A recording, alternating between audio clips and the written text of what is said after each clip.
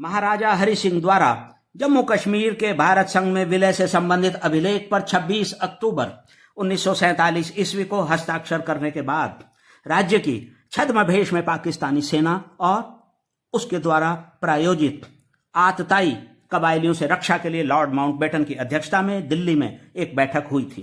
बैठक में प्रधानमंत्री नेहरू, सरदार पटेल, रक्षा मंत्री सरदार बलदेव सिंह, प्रमुख सेनापति बुशर, थल सेना अध्यक्ष जनरल रसेल और बख्शे गुलाम मोहम्मद आदि उपस्थित रहे थे।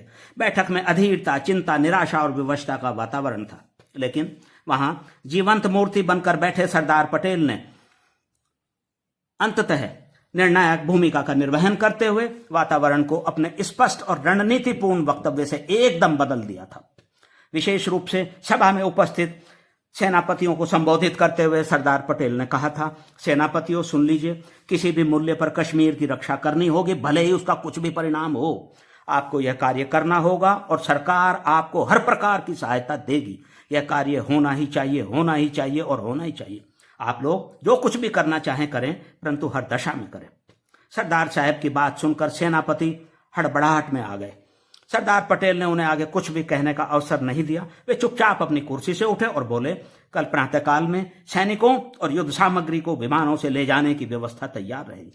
सरदार पटेल की दृढ़ इच्छा शक्ति और निर्णय क्षमता, त्वरित कार्रवाई, सुव्यवस्था और देश की एकता के लिए प्रतिबद्धता का ही परिणाम था कि कश्मीर का अधिकांश भाग बचा लिया गया। शेष मैंने पहले ही उल्लेख कर दिया है। कश्मीर का भारत के लिए भौगोलिक के साथ ही अत्यधिक सामरिक महत्व है। इसकी सीमाएं चीन, पाकिस्तान और अफगानिस्तान के साथ लगती हैं। सरदार पटेल इस स्थिति को बहुत ही अच्छे से समझते थे, इसलिए वे जम्मू कश्मीर को भारतीयों द्वारा दोहरे चरित्र वाले लोगों से सुरक्षित करना चाहते थे।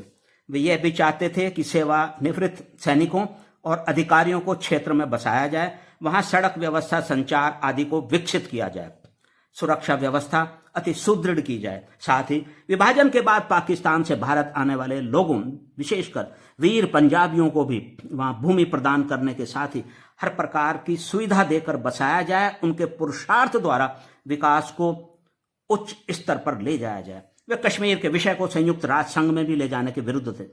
पंडित जवाहरलाल नेहरू के कश्मीर के विषय को संयुक्त राष्ट्र संघ में ले जाने की उन्होंने जनवरी 1948 ईस्वी में कलकत्ता की विशाल जनसभा में अपने भाषण में आलोचना भी की थी। सरदार पटेल बहुत दूरदर्शी थे।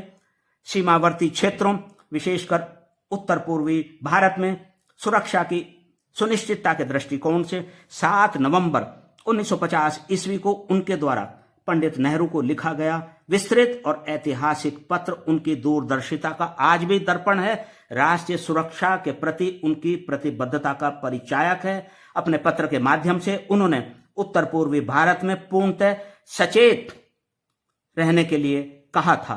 काश उनके पत्र को गंभीरता से लिया जाता और वहां व्यवस्थाएं सुदृढ़ की जाती, तो 1962 ईस्वी की स्थिति का भारत को सामना न करना पड़ता।